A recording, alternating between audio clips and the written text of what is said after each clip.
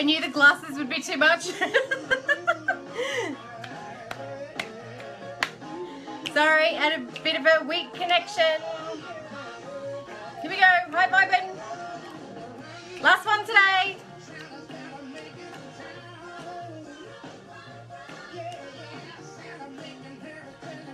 Oh, I shouldn't twist on my knee. Morning, Bailey!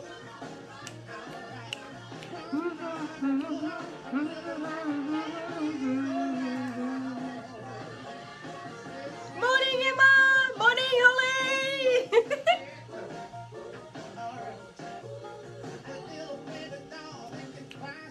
Everyone's coming on board. Sorry, good morning, Melinda.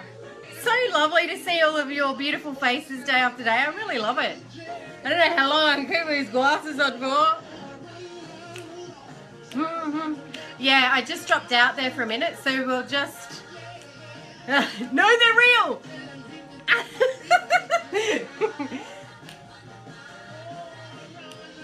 I don't know how to work the filter. Good morning, Rachel. Lovely to see you. Good morning. Okay. Last one today. Bring it, baby. Okay, let's get cracking. Morning, Susan. Mwah.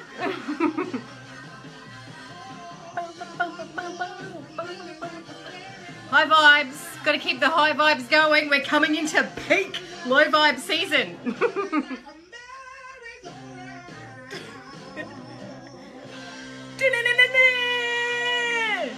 Yeah. Boom. Boom shakalaka. Hey guys.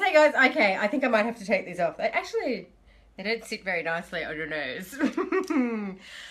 Good morning. I wanted to get the vibe really high today because I can see it, I can feel it. We are in high season for low vibes. It is peak hour for low vibes. So let's keep the high vibes going, not only for ourselves, but for our families, for people that we run into, the people at the bottle shop, just for everybody. So keeping the high vibes, turn the music up, whatever you need to do to get yourself in the mood, doing a little bit of a jump around. For some of you, it's essential oils. Good morning, Jenny. Good morning. Oh, you missed my glasses. Hang on. One last time. Okay. One last time. All right. So what I wanted to find out from you guys, how are you guys feeling? Are you feeling stressed? Are you feeling challenged? Are you already in wind down, chill out mood? What's happening? Good morning, Joe. What's happening in your world? Is this time of the year particularly stressful?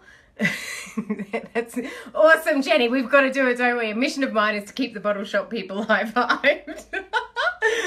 It's my intention this Christmas. Yeah, so how are you guys feeling? You all feeling the love, or are you all feeling a little bit cranky and angry that, here comes another year where I wasn't as organized as I thought I was going to be? I actually am feeling a little bit like that because my business has taken up so much of my time that I've dropped the ball with a couple of things around Christmas, but live and learn. It's always another day, but that's why I'm keeping myself in a high vibe, because I know that I'm at that peak period where I've still got quite a lot of things to do. Emma, no Christmas stress. Done all my shopping. Have loads to do for work. Lots to do for work though. Yeah. But that's good. At least you've got one thing out of your mind and you can start thinking and just focusing on your work stuff. Anyone else feeling challenged? Not about work, but anyone feeling challenged about completing? Well, yeah, maybe work. Challenged about getting everything done by Friday, because Friday, that's right, isn't it? Christmas is on Sunday. I'm feeling the most amazing I've felt all year. Hyper vibes. I have not done anything for Christmas, but I'm 1000% good with that. So beautiful to hear you say that, Jenny. That's so freaking amazing. All right, so what I wanted to cover was a couple of things. Firstly, I want to just make a couple of announcements. The 555, last one today. I don't know, I don't think I'll probably have withdrawal symptoms and you'll probably see me. But anyway, officially back on deck in January. The other thing I need to just quickly mention is I know some of you have been asking me about the intention setting program, which is kicking off on the 26th. I know it's Boxing Day, automated emails, but I will be live in the group to answer any questions as that program filters out to you over 14 days. And I've also, what I find incredible is I'm seeing all of these beautiful women stepping up and empowering themselves and doing programs, not only my programs, but watching people joining other programs. You know, usually this time of the year, especially as mothers, we tend to put everything else first, make Christmas perfect for everybody, and put ourselves last.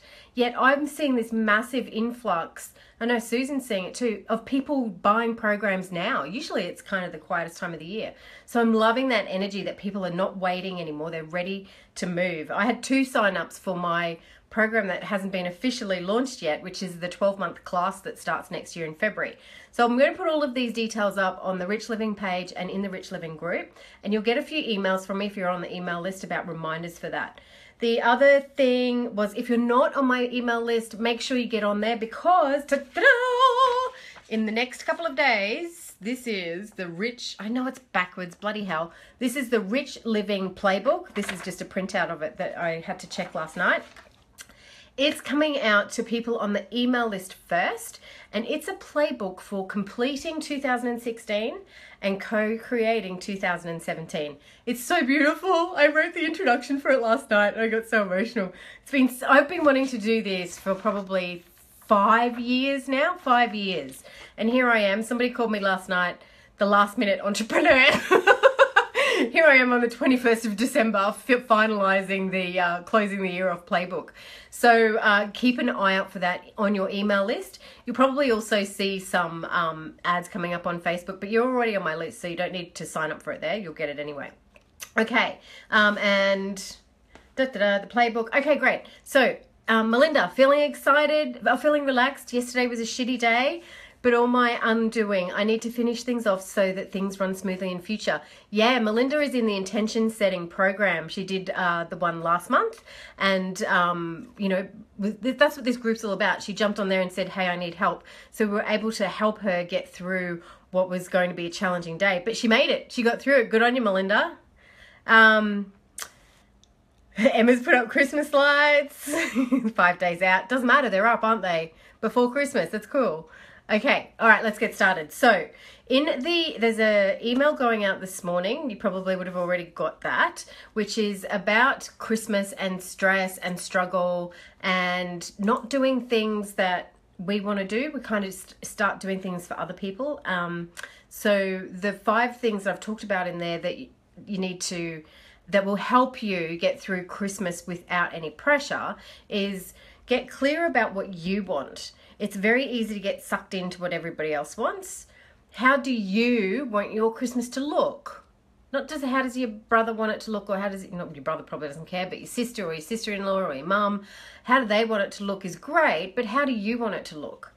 Take away all of the what's expected of you. So if you start thinking of, oh, that's kind of expected that we should do that, take that away and have a look at what that is that you really want.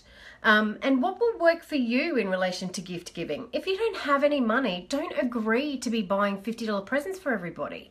If you don't have a cash flow right now and it's tight, you're going to have to get creative and make stuff. Don't fall into other people's rules about what your life is, okay? That's a really, really big one. I see people get stuck in, oh God, I got nominated for buying seafood for Christmas and my husband lost his job last week and I don't know how we're going to afford $100 worth of seafood. That's really going to kill us. You need to get into conversation and start talking about how you can manage that if that's something that's, you know, being talked about for you guys for Christmas. And the last one is, what will work for you for Christmas lunch, dinner, catch-ups? I know we're all living in these modern families where families are all over the place, but gee whiz, people, not everything has to happen on Christmas Day. You know, you could take a day off work or go a following weekend. I think there's this pressure that people, it's not pressure, it's an expectation that we all have on ourselves that we've got to see everybody before Christmas. And then, you know, the last week before Christmas, you're having all these parties with all these people that you haven't seen for 12 months. And it's this extra effort and work, and it's taking you out of the vibe. The high vibe comes when people are there, but the process of getting into the high vibe is kind of low vibe, right? Does that make sense? So what those 5 tips, they'll be in that email, What those 5 tips are talking about is 3 specific things when it comes to communication. And I've written a blog post on this before in the past. I'll see if I can find it and pop the link up in here. But the 3 things that cause anger, upset, pissed offness, crankiness, give you the shits, all those things are caused by 3 special little bloody phrases. One is called undelivered communication.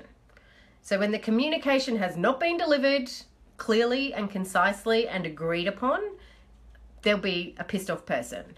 The other one is thwarted intention. So turning up to something going, oh, well, my intention was this. What was your intention? Okay, well then, okay, more pissed off, more shittiness.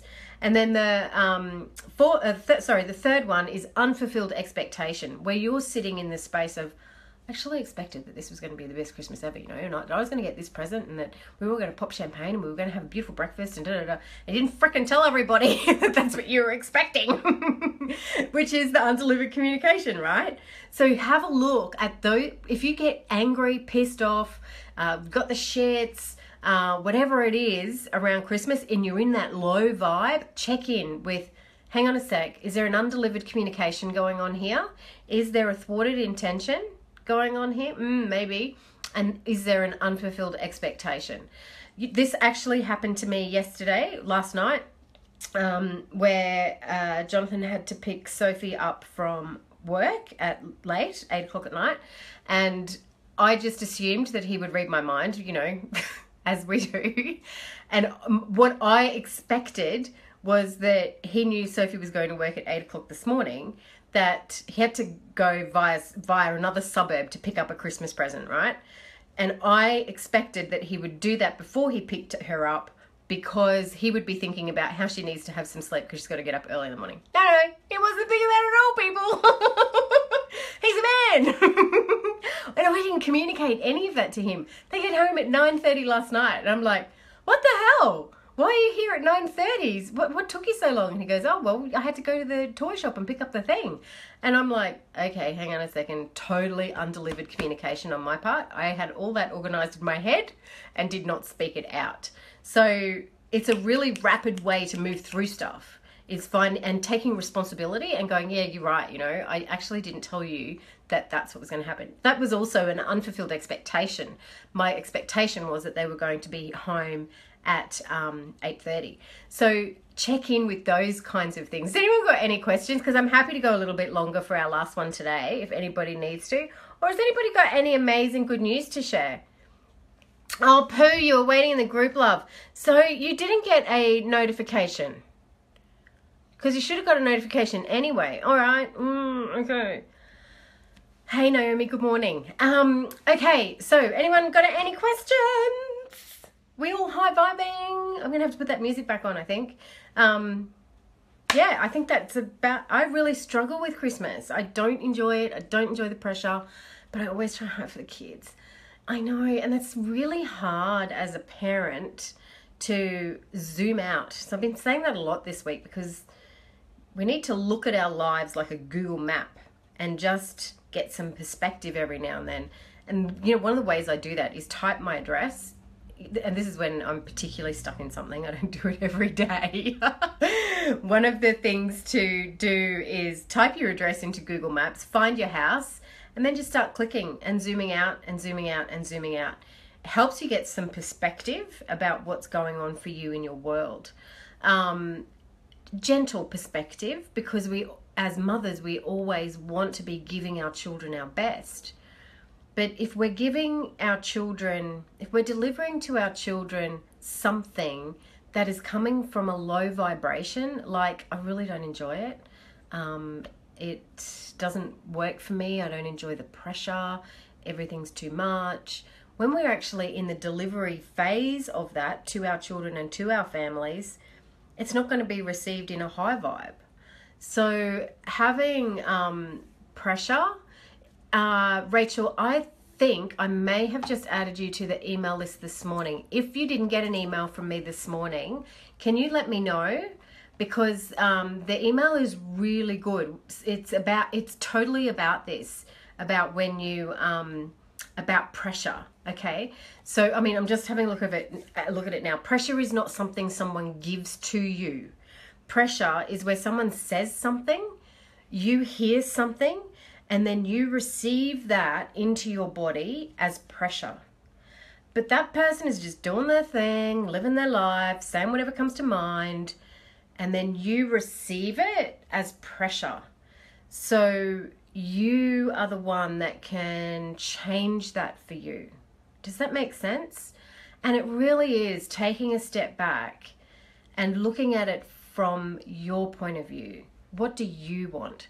I have 3 children, and the magic of Christmas is just so beautiful and delightful. I just love it. I love it. But I know when I'm doing it just for them, I get a bit cranky about it. Hang on, let me just have a little bit of a whisper. One of the things I get really freaking cranky about, has anyone got one of those stupid Elf on the Shelves? I really did not think that one through. So Elf on the Shelf is this cheeky little elf that he turns up on the 1st of December and he looks over the kids and makes sure they're being good and all that kind of thing. Great, the first year we did it, so much fun. We're up to year 8 now and it's like, okay, here we go again. Jonathan, tag team, your turn, your turn.